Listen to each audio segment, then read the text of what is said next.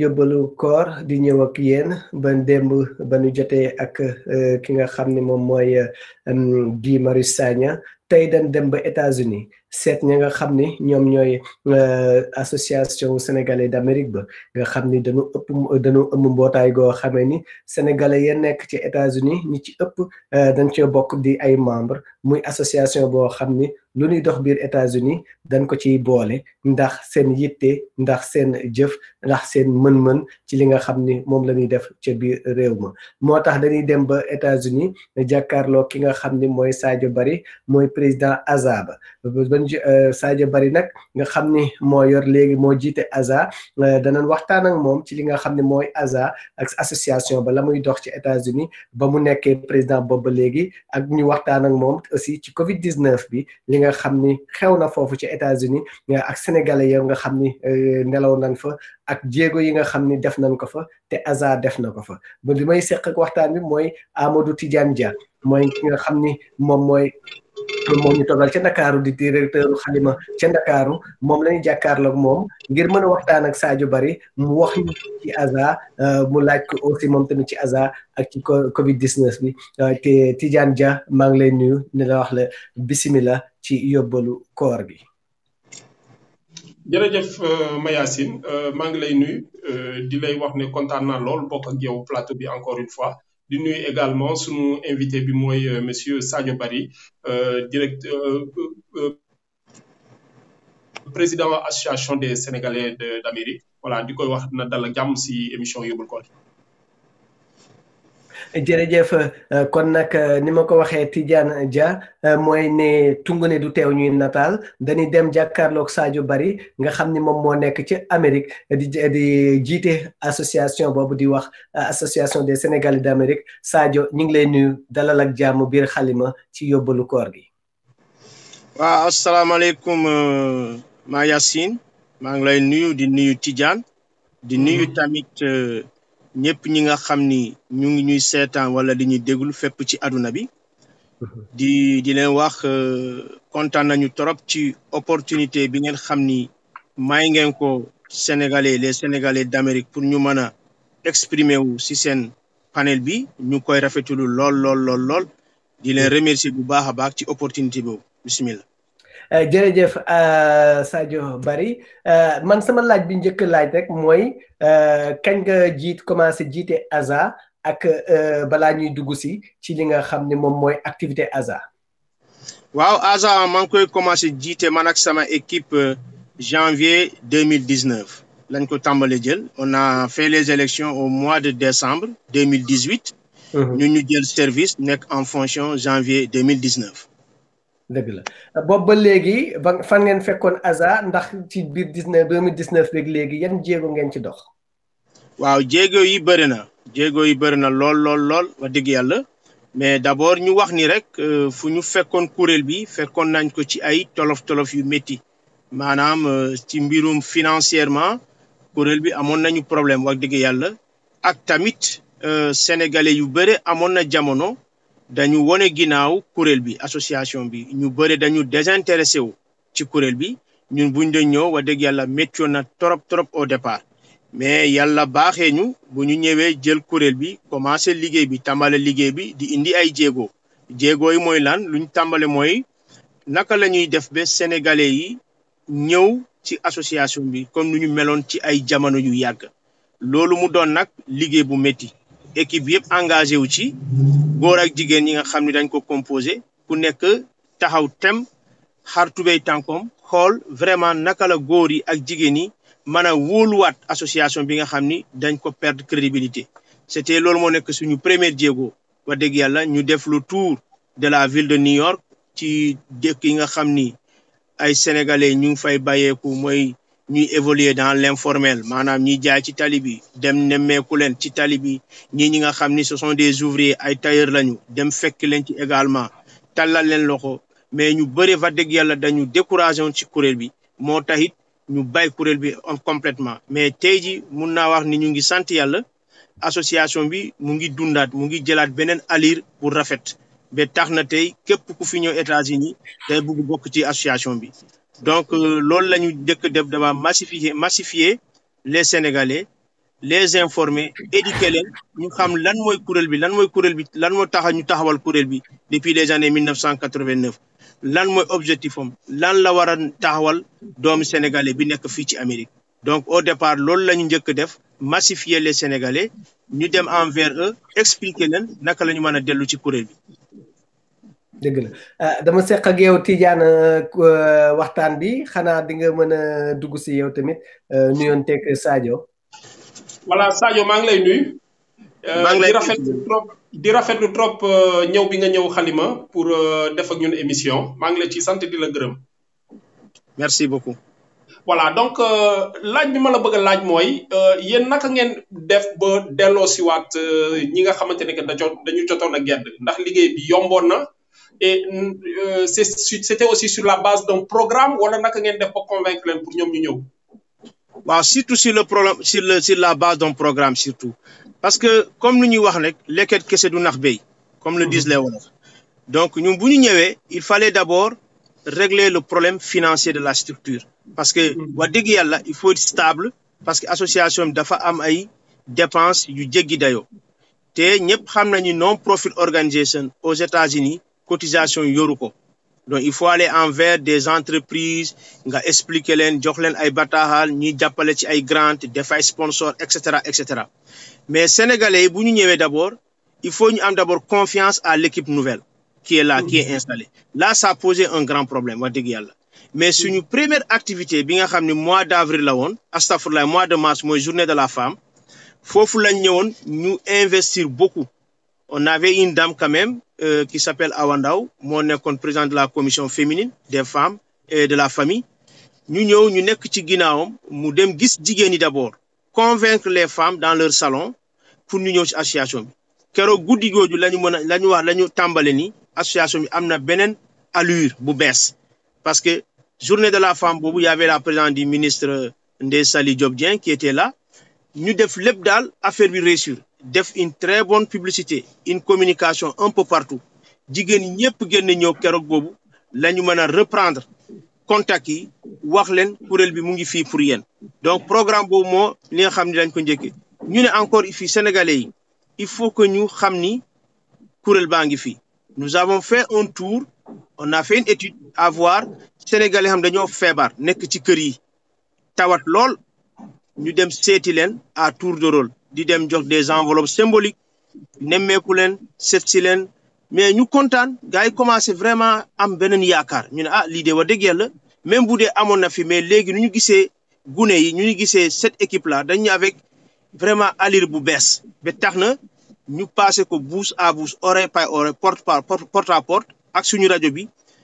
impliquer tout le monde ba tax na gars yi amaat beneen espoir ñëwaat ci association bi tey ji bu ñu ñëwee on a enregistré 330 membres yu bindu bees ñi nga xam ni dañuy jox ku nekk $10 dëgg la loolu yorul association bi mais quand même c'est un espoir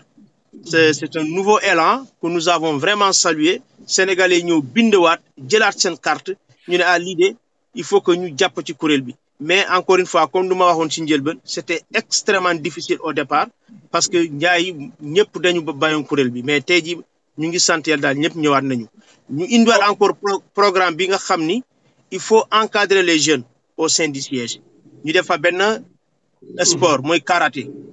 nous avons vu des gens ñu def karaté ci biir siège bi xale yi di ñëw parents yi di leen accompagner ñu xam ni lii de wax dëgg yàlla lu bees la gymnastique karaté boobu arts martiaux boobu ça a permis quand même à beaucoup de Sénégalais ñu ñëw ñu bind parce que nous avons lancé une politique à savoir képp ki fi am doom nga nekk membre dañ lay jéggal paiement bi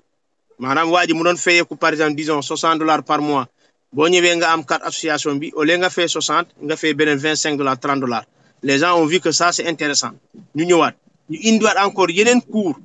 les jeudis les vendredis pour permettre à nos sœurs à nos femmes ñi nga xam ne dañ nekk ci liggéey bi heure wàcce bu jotee balaa ñuy bay dagg seen liggéey dem jëli seen doom yi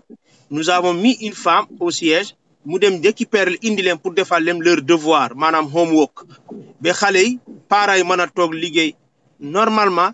largement pour mën a def seen xaalis donc loolu yëpp bokk na ci ñi nga xam ni programme ñu fa taxawloon femme mais parents de famille yi ñi jéem ñëwaat ci kuréel bi loolu moo nga xam ni ci question bi ma laa tijaan waaw léegi. jërëjëf. léegi dégg naa la. vas-y ma Yacine. Tidiane da nga bëggoon laajte rek dama bëgg après ñu dugg ci Covid bi. vas-y. d'accord demal. waaw parce que dama bëggoon ñu dugg ci nga xam ni moom mooy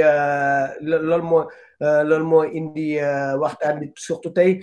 par exemple gestion Covid bi xaalis nga xam ni peut-être que am nañu feebar am na yenn jéego yoo lañ ciy def ak voilà su dee am na gis ngeen yéen a nga gis xaalis bi nga xam ni état bi mi ngi koy yónnee pour dimbali Sénégalais yi parce que ak moor yi naka lañ koy traité ndax yéen bokk ngeen ci ñi ngeen di organiser moor yi donc c'est autant de questions yoo xam ni fi mu toll nii Sénégalais yi ñi ngi koy laajte par rapport ak association yi soo demee France soo demee Bordeaux soo demee Paris ou bien États-Unis aussi ku ci nekk da ngay seet da nga naan ndax am na structure boo xam ni dina nekk en sourdine à côté du consulat pour gérer yenn affaires yi est-ce que yéen naka ngeen jàmbate Covid bi mu dugg seeg léegi États-Unis. waaw Mayacine j'avoue que question bu am solo la yi ma laajte bi am na solo mais balaa ma ñëw ci tontu bi bëggoon naa d'abord profiter de l'occasion jaale ñi nga xam ni yàlla nattu na ñu génn àdduna ci Covid-19 bi. métti na ci àdduna bi yëpp rawatina fii ci New York wax dëgg yàlla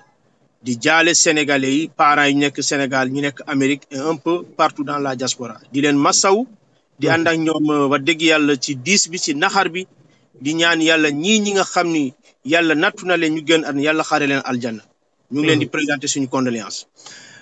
Rapidement pour tontu le mois de mars bu affaire bi commencé di annoncer wu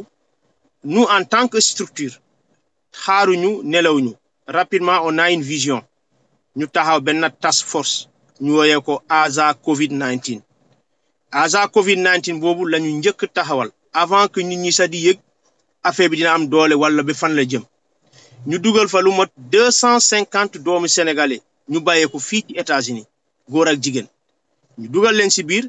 ma lancé leen appel wax leen lan moo waral ASA Covid-19 bi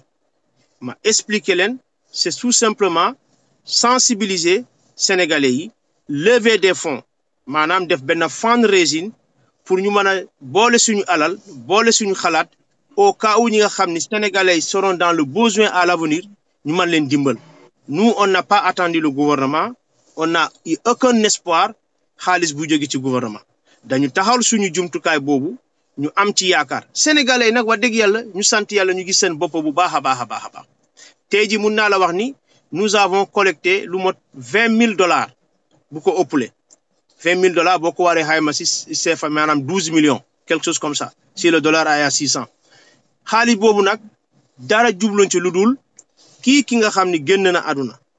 ki nga xam ni mu ngi ci hôpital am jàngoro bi ki nga xam ni mu ngi ci kër gi liggéeyul parce que on a senti que les gens vont rester presque 2 à 3 semaines duñu liggéey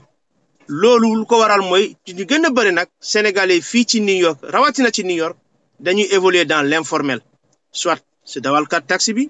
soit lettekat bi soit jaaykat ci tali bi ba tax na ñooñu bi nga xam ne dañu ne confinement am na ils sont obligés ñu toog seen kër contrairement à ñi nga xam ni am nañ opportunité liggéey dans des entreprises ñu ngi am seen chèque dañuy liggéey à la maison ñu leen di fay toutes les semaines mais ils n'ont pas cette opportunité moo tax ASA Covid boobu tey buñ ko taxawalee tey ji mun naa la wax ni aux États-Unis on a 30 morts ñu gën àdduna ci contexte jàngoro bi bon nous au départ on a dit que daal bépp doom aadama ku gën àdduna ci jàngoro bi nous cherchons pas à aller loin est-ce que jàngoro bi moo ko rey wala déedéet nañ jàppani yàlla dogal watom jot na yàlla nemmeeku na jël na ko ba tax na dañu ne képp ku ci gën àdduna war nañ la taxaw ñu xool nag lan lay jox rapidement la commission s'est réunie nous avons décidé de donner chaque famille $200 tey ji on a 88 familles qui ont reçu les $200 à travers ASA Covid dëgg la montant bi bëriwul mais on a dit que c'est symbolique dans le cadre on est en train de soutenir nos Sénégalais nos compatriotes pour les montrer qu'il y a une structure qui est là même si du leen jox xaalis bu bëre mais ñu ngi leen di bàyyi xel ñu leen di nemmeeku ñëw di leen massawu ñu jox leen xaalis boobu ñu kontaan lool ñii ñi nga xam ne ñu ngi ci hôpital yi jot nañ seen xaalis le travail continue donc tey ji il y a eu 230 Sénégalais ñu dugal seen alal ci ASA Covid-19 boobu si levée de fonds boobu ba ñu permettre ñu am tey plus de $20,000 ñu généré et on a pu distribuer presque $17,000 à toutes les familles n'est-ce pas qui sont dans des problèmes mooy ki nga xam ne liggéeytul étudiant bi nga xam ne il est là il travaille pas les Sénégalais qui sont laissés en rade ñi nga xam ne dañ fi ñëw bëgg a ñibbi dañu nemmeeku on ne fait aucune discrimination képp ki nga xam ni tu es dans le besoin ñu yëkkati alal jox la loolu association bi def na ko ba Sénégalais yëpp ñu ngi koy rafetulu donc je pense que lii laa mën a indi d'abord leeral ci loolu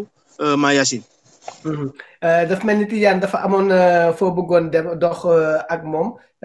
ma lay déglu. oui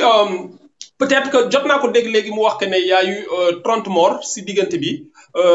jotoon nañ fi dégg aussi benn polémique par rapport au nombre de décès yi nga xam ne sénégalais jotoon nañ ko fa enregistré par rapport ak ñi nga xam ne dañu gaañu si coronavirus bi ma bëggoon a xam ndax nombre de décès yi c'est lié au coronavirus directement wala dafa am ñeneen ñoo xamante ne que jot nañ génn àdduna mais si yeneen circonstances bokkul ak coronavirus. waaw Tidiane, tu sais, cette question elle a soulevé beaucoup de polémiques au niveau des États-Unis d'Amérique entre la structure et le consulat général. ñun dañu jàpp ni comme lu ñu wax rek képp ku am ay symptômes maanaam am nga cancer maanaam am nga diabète maanaam am nga asthmatique loo am feebar corona bi bu la jàppee rek il est très très difficile nga mën ko résister. loolu Sadio Barry waxu ko ce sont des experts les docteurs qui l'ont dit et je pense que cela est vérifié ba tax na tey sénégalais yi fii ñu fi nekk yépp koo gis wax dëgg yàlla am na lu muy nemmeeku jàngoro ci yaramam muy man muy yow Tidiane muy mooy Yacine ku wax ak ku waxul la ñu ne nag ñun dañu jàpp ni vraiment avec l'état de New York où on a enregistré 280 morts à l'époque par jour ñuy dee ci kër yi waxuma la ci hôpitaux yi dans uniquement les maisons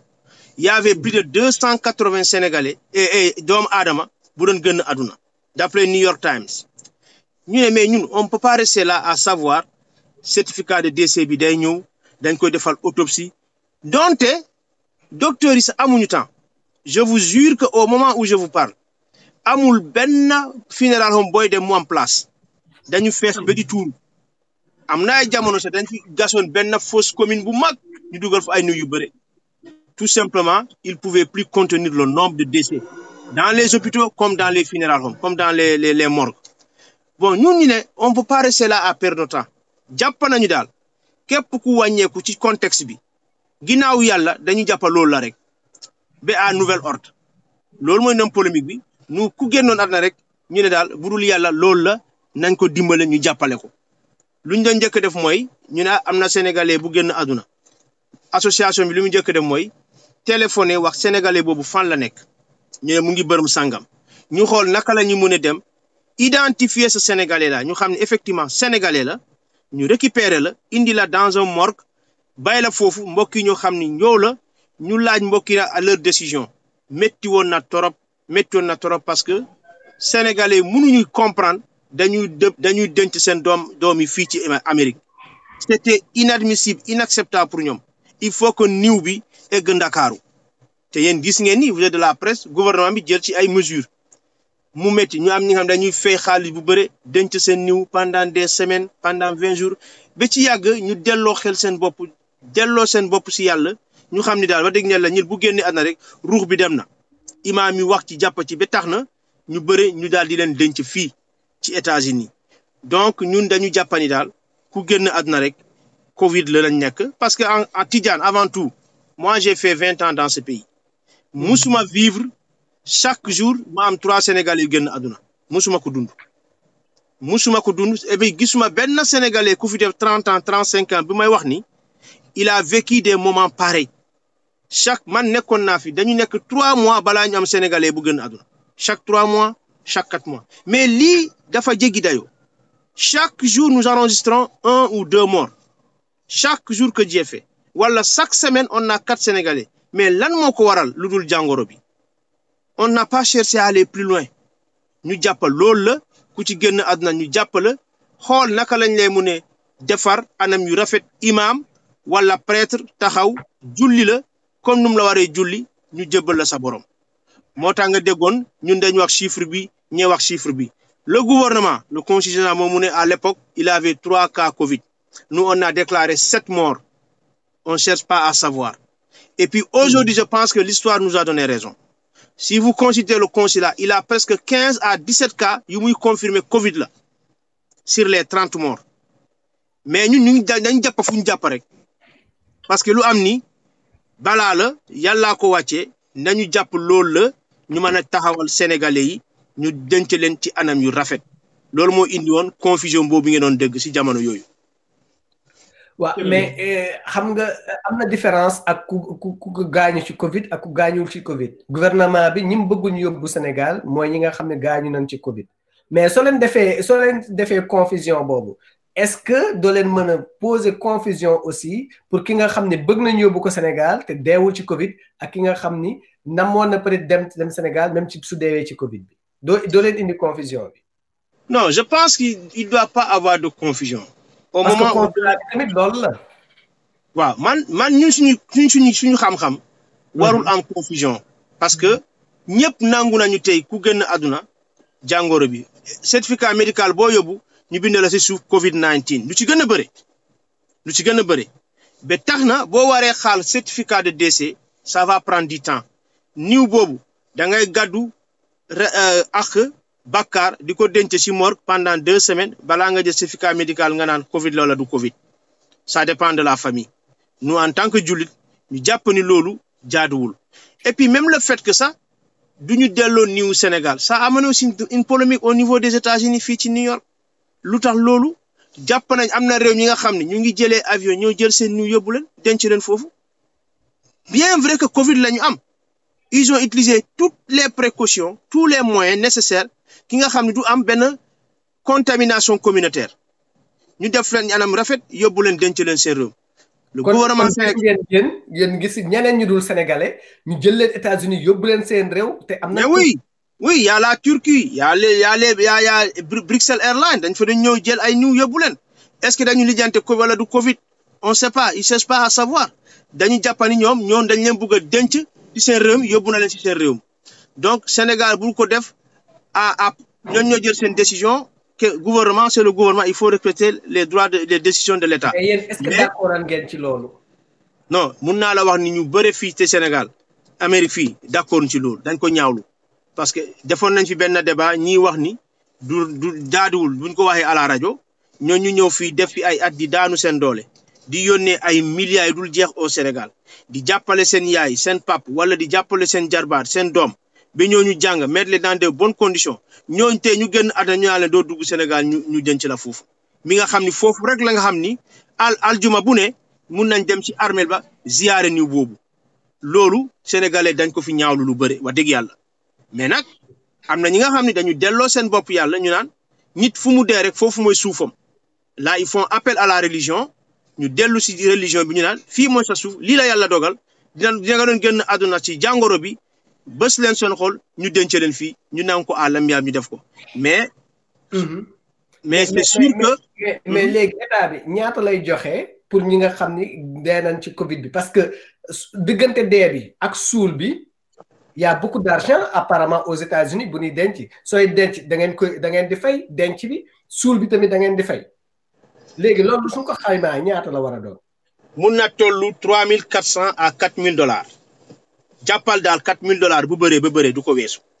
$4,000. $4,000 maanaam disons 6 fois 4 2,400,000 quelque chose comme ça mais voilà un autre problème encore bu loolu amee gouvernement bi ñu ne am nañu xaalis pour la diaspora 12 milliards ama 500 millions dañ ko dégager fii dañ koy jébbale diaspora bi ñu taxawal comité toutes les juridictions ñu am xaalis ñu indi ñun suñu comité fii ci États-Unis bi nga xam ni bokk naa ci parce que je préside une association bu mag on peut pas nous éviter c'est normal. bu ñu ñëwee ci comité bi l'ambassadeur nous dit que voilà il y a $85,000 moo ñëw Amérique maanaam 48 millions CFA loolu lañ jot fii xaalis boobu moo fi ñëw si première réunion bi ñu ne képp ku génn àdduna dañ lay jox $1161.75 ku génn àdduna de. loolu lañ lay jox comme xaalis $1000 et quelques. ñi nga xam ne ñu ngi ci hôpitaux yi feebar ñu jox la $300. ñi nga xam ne dañu fi ñëwoon mënuñu ñibbi. ñu nekk en rade ñu jox leen $250. ça c'était la première réunion du comité. ñun en tant que communauté ñu dàq loolu. parce que ñun dañu wax ni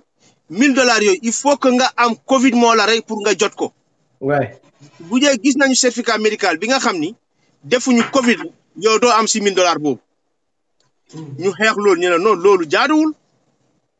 parce que ku génn àdduna ba pare dem denc boromam mbokkam fii il a déjà fait des dépenses énormes.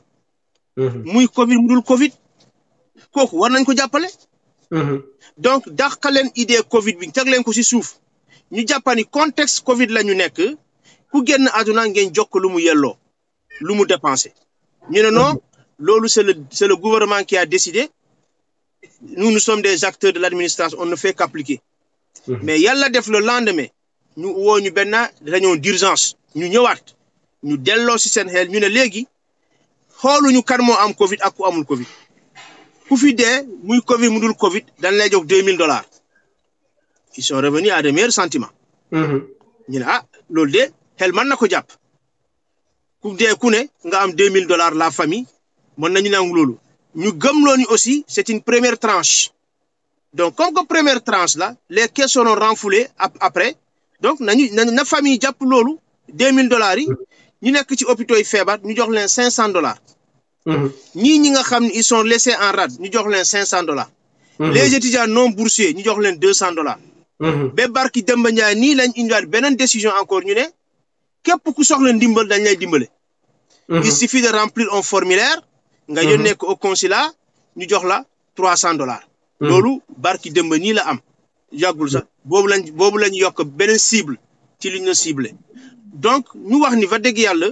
ku dépenser $3400 ba $4000. ku jël ni yoom paye dans les funeral homes transporter ko yóbbu ko ba cimetière bi. fay fa suuf bi.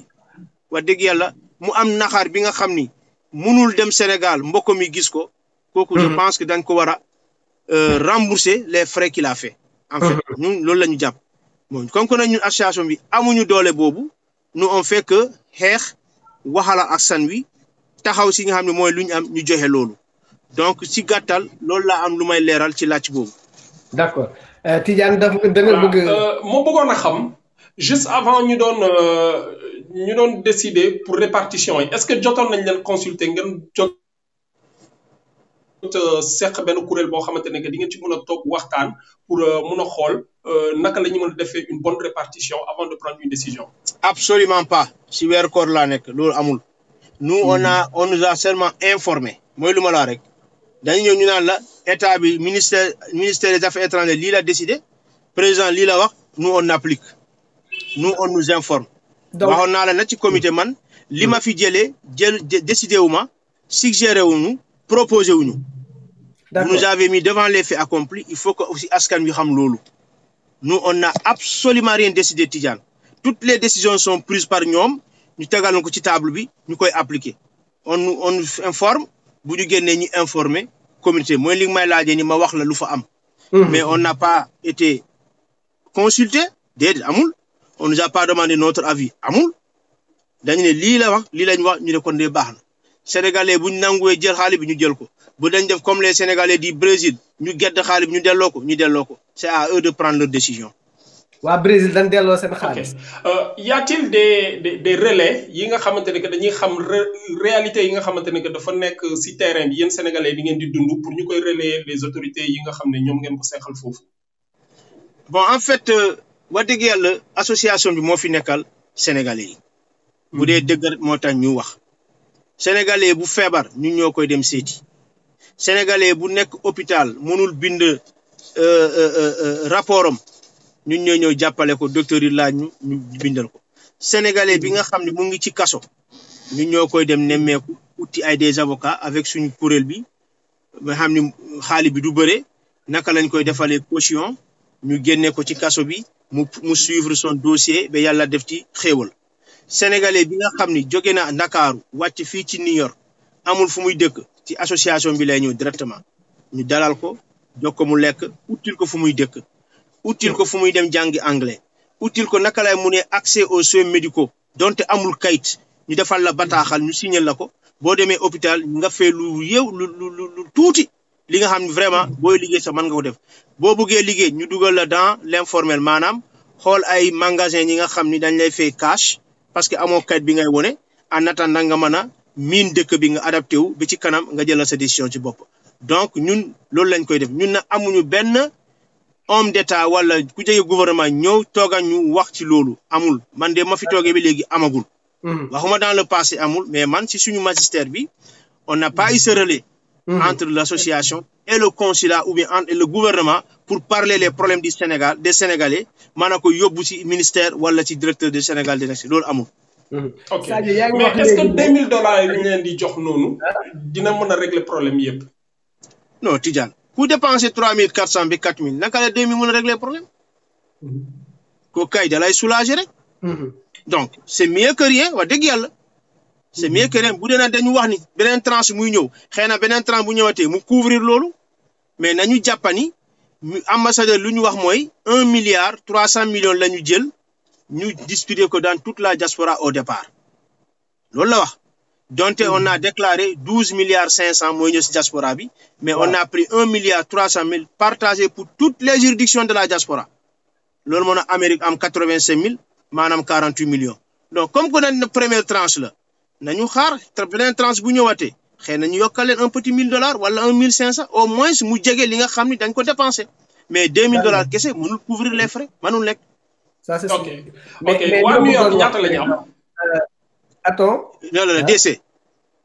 waaw non waa New York ñaata la ñu am ci xaalis bi. non xaw ma waa New York ñaata la ñu am xaalis bi yëpp daal c'est $85,000 ñu koy partagé pour tous les États-Unis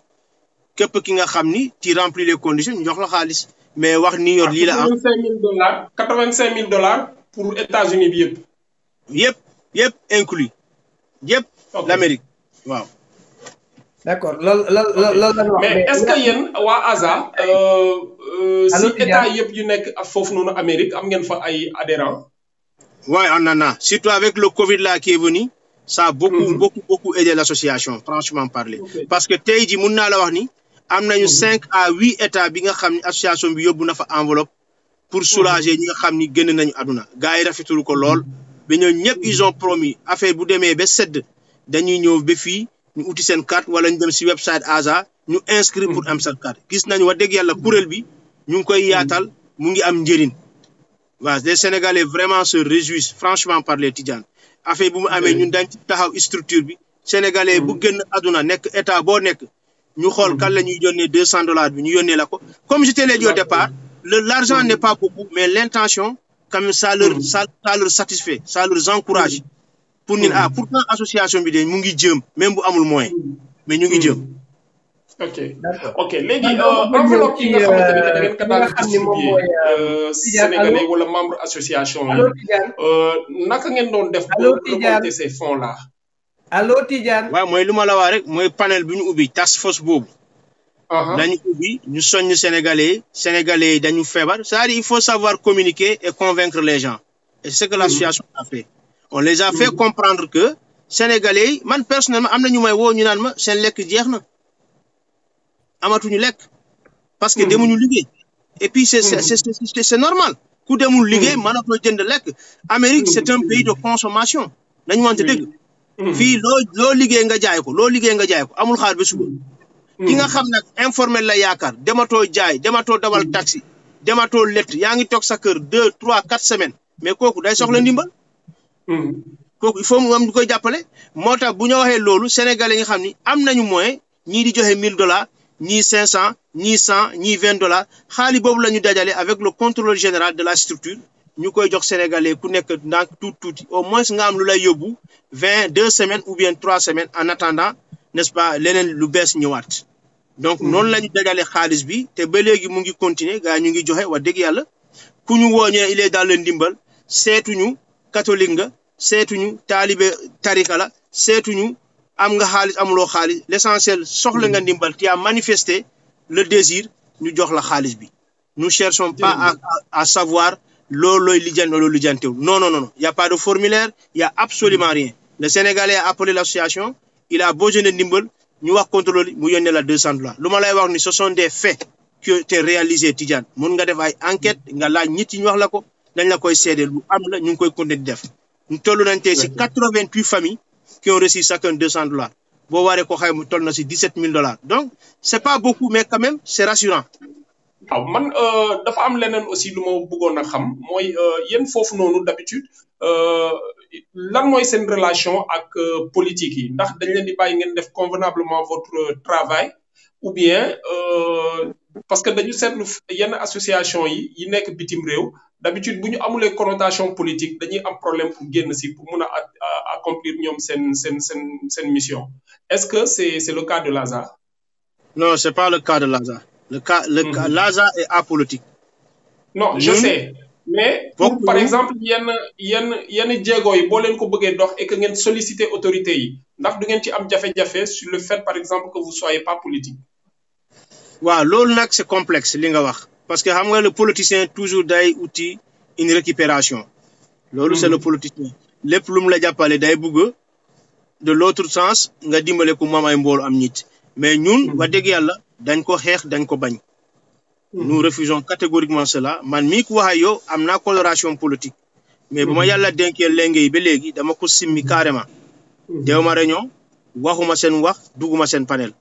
parce que dama xam ni méngoowul ak gis-gis association bi méngoowul ak li nga xam ni loolu mooy charte loolu mooy li nga xam ni moo tënk association bi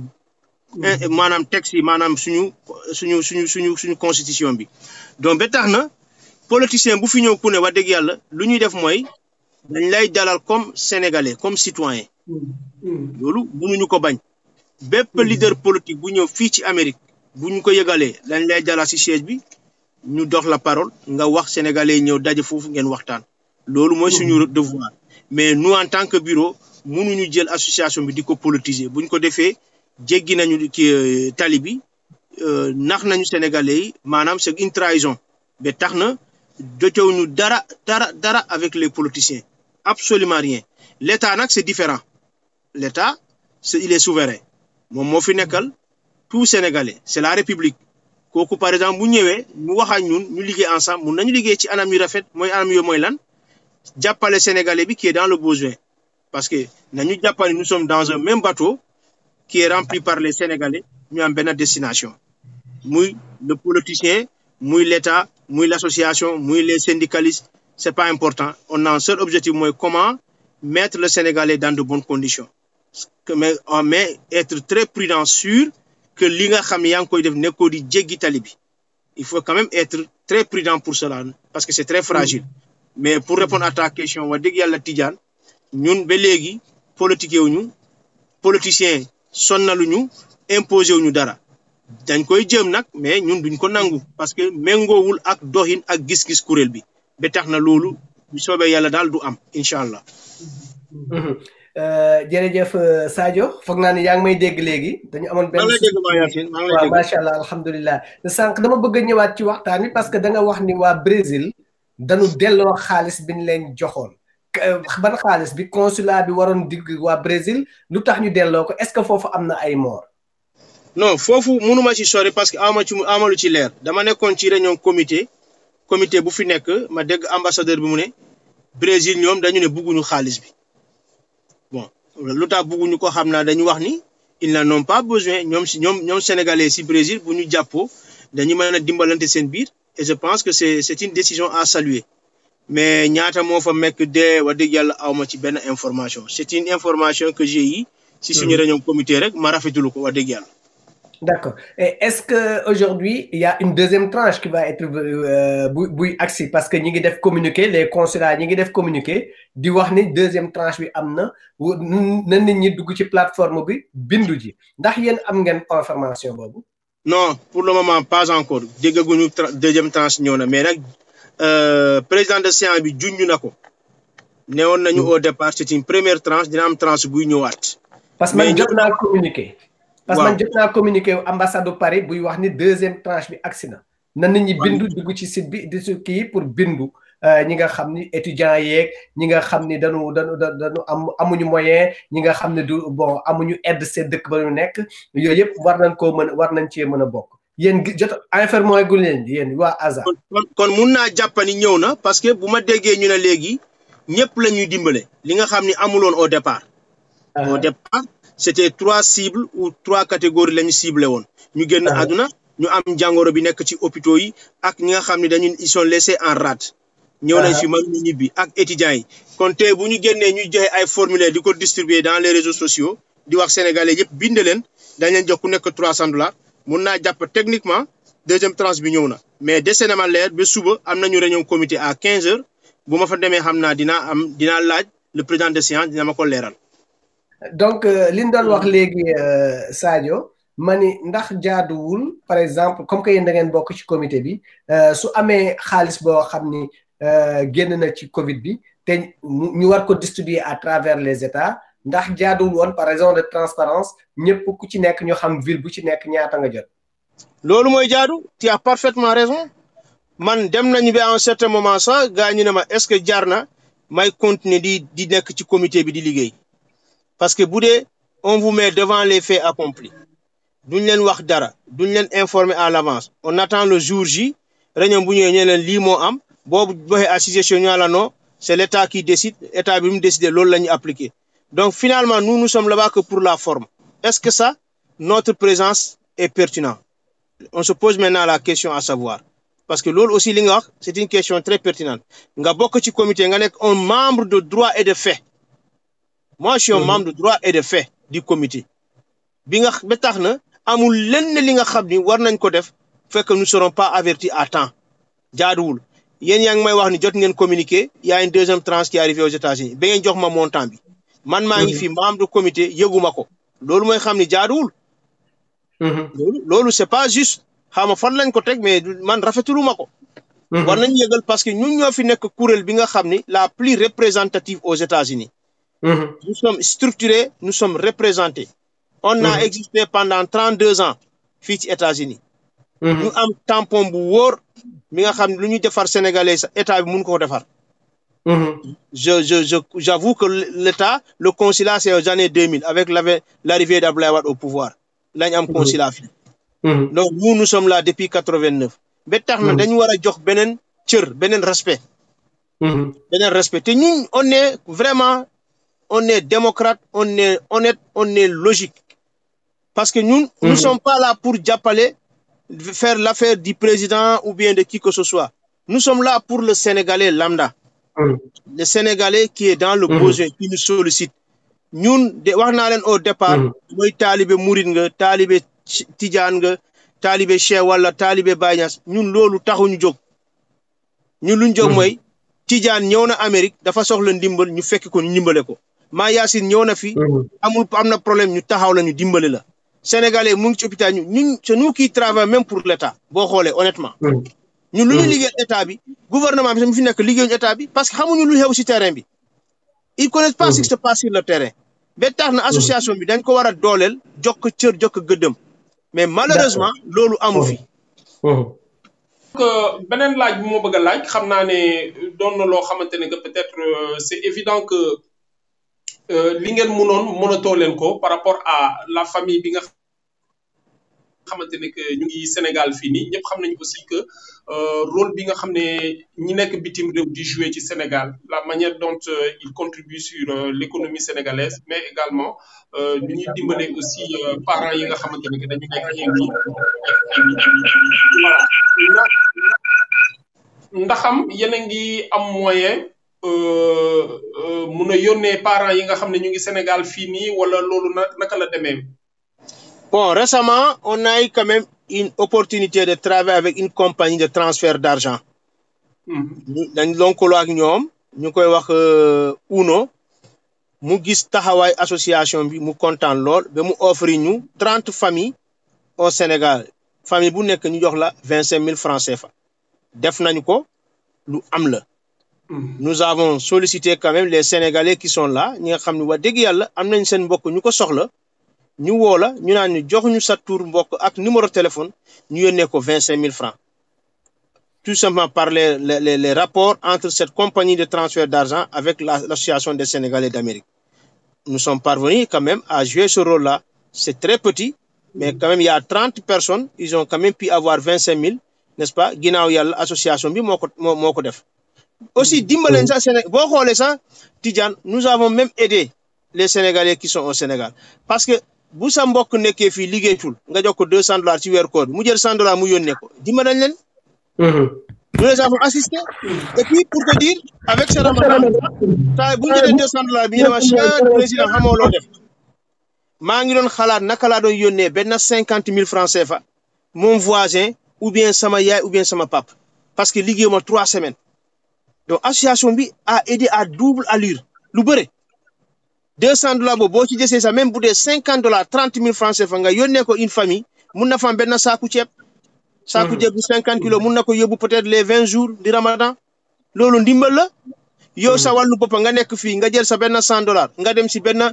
magasin nga jënd ay accessoires nga indi ko. Donc, l'association a fait un travail extraordinaire. Tidjane, c'est pas pour nous jeter des fleurs, mais c'est la vérité. Te boo wàccoon teew New York. ñu wax la ko da ngay ne c'est pas possible da ngay yéemu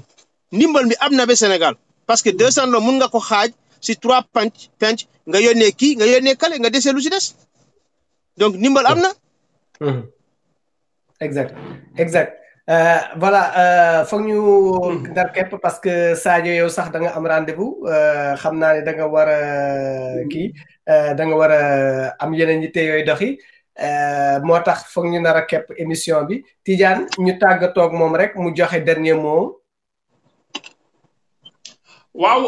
Mayacine merci beaucoup en tout cas maa ngi leen di sant di leen gërëm di sant Sadio mi nga xamante ne que quand même jot na jël si temps aussi consacré ñu ko mu répondre aussi à nos questions maa ngi ko ci sant di ko ci gërëm bu baax a baax voilà yow tamit ma lay gërëm ci liggéey bi ngay nekk di liggéey ci weeru koor gi ak li nga xamante ne que bon tu as l'habitude de le faire aussi ah si kër gi nga bokk mais ma lay encourager rek di lay wax que ne liggéey bi rafetlu nañ lool li ngay def Mayacine. jërëjëf. donc di tàggu mbokk auditeurs yi mbokk internautes yi du moins di leen jox dig daje rek beneen yoon ci beneen numéro incha allah. waaw Sadio xanaa appel booy lancer rek avant ngay dem. waaw Tidjane Mayacine maa ngi rafetlu liggéey. dafa am un problème de connexion je crois que peut-être que loolu moo tax mënuñu jokkoo ak ki nga xam ni Sadio xëy na c'est une mauvaise manipulation bu mu def ci bi muy wax noonu ak loxo bi mais toujours est-il que voilà dañ doon waxtaan ak tey ki nga xam ni moom mooy Sadio Barry di président association des Sénégalais d'Amérique nga xam ni mu wax ñu ci li nga xam ni Covid-19 bi ak jafe-jafe yi ñu jànkoonteel ñoom ñi nga xam ne ñi ngi États-Unis ci Covid-19 bi gis ngeen ko voilà ces besoins yi c'est vrai que takku na et que voilà ndimbal bi dañ naan rek mën ñu koo delloo parce que nit ki su tax soo soxlaa loo ko ci defal rek lu mu tuut dina rëy ci moom ndaxte soo ko joxee moom tuddee $2 c'est le geste qui est important waaye ndaxam du loo xam ne xëy na mën na koo faj li ñu jàpp ci waxtaan bi tamit mooy ne booy Sénégal nee na bu kenn indi ay néewam foofu parce que pour des raisons de risque sanitaire waaye ñoom teg nañ seeni bët ni am na yeneen ñoo xame ni ñi ngi ñëw di jël seeni ay néew di ko yóbbu seen dëkk te ñooñu tamit ay jullit lañu ko mel ni Turquie foog naa ni je crois que ñoom suñu amoon risque sanitaire boobu est-ce que dinañ ko def Tidjane c'est des questions yoo xame ni mën nañ ko poser wu ak aujourd'hui naka la ñuy mën a nekk ci comité États-Unis ak ni mu yaatoo ñu mënuñoo xam tey par exemple temps lañ joxe New York temps lañ jox Washington temps lañ jox Californie temps lañu jox bon c'est le flou total quelque part dans cette gestion yoo xam ni mën na indi suspicion entre les Sénégalais et ñi nga xam ne ñoom la di diriger et que c'est des faits yoo xam ni mën nañ ko relever ci biir émission bi. Tout à fait. Voilà donc mu nekk problématique transparence ak problème d'implication également parce que ñoom chaque fois dañ leen di mettre devant les faits ñu doon loo xamante ne que aussi mu doon loo xamante ne que ñoom ñu ngi koy ñaawlu. yaakaar naa aussi réew nit boo leen fa nekkee mu nekk doomu Sénégal yi nga xam ne dañu nekk bitim réew pour mun a xam réalité yi bu baax mooy il faut aussi que ne nguur gi wala ñi fa teewal nguur gi aussi ñu mën a jokkoo ak ñi nga xamante ne que dañu nekk sur le terrain loolu lu am solo la Mayacine. loolu lu am solo la moo tax xam naa dinañ ci ñëwaat waxtaan dinañ jéem a def un jour plateau boo xam ni spécial xalima si gestion Covid bi parce que c'est important ñu jéem cee wax nga xam ni ku ci nekk di nga ci indi sa analyse par rapport ak loolu mooy aide bi nga xam ne xam naa dinañ ko def su demee ba deuxième tranche bi weesu incha allah ci loolu lan lañ joxe dig daje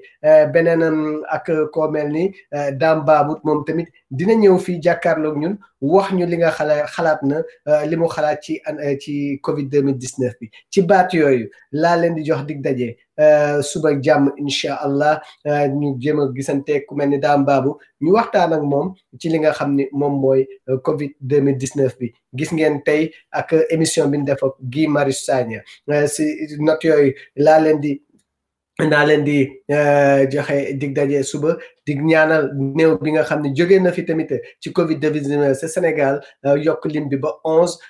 yàlla na ko yàlla yërëm te yéexeñu yàlla na ko yàlla xare ci àjjana ba gën a kawe ci baat yooyu laa leen di joxe dig daje suba ak jàmm kon nootu internet yi ku ci nekk fa nga nekk na ma duggee woon sa biir kër jox la loxo maa ngi la koy joxaat loxo virtuellement ndax jox loxo dañ koy tere maa ngi la koy jox virtuellement di la jox dig daje beneen yoon incha allah jërë ngeen jëf.